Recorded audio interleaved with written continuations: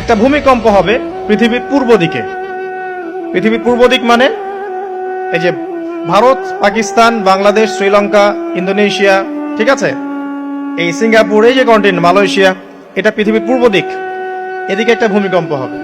তারপরে 7 পৃথিবীর পশ্চিমে একটা ভূমিকম্প হবে। পশ্চিম মানে বোঝেন না?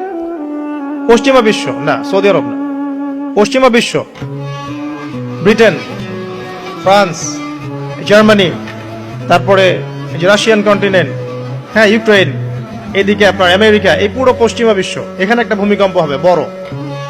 এবং এগুলো এমন হবে যেগুলোতে ভূমি মাটিতে ধসে যাবে, মাটিতে ডুবে যাবে। ভূমিকম্প না, ভূমিধস।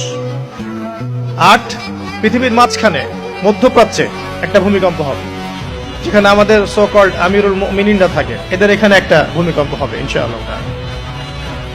আর 9 ইয়েমেন থেকে একটা আগুন বের হবে। ইয়েমেন থেকে একটা আগুন বের হবে, যে আগুন মানুষকে হাসরের মাঠের দিকে তাড়িয়ে নিয়ে আসবে। আরেকটা বলেছেন 10 নাম্বার, সূর্য উঠবে পশ্চিম দিক থেকে। সূর্য উঠবে পশ্চিম দিক থেকে, তাহলে আর সময় নাই, পৃথিবীর সময় শেষ।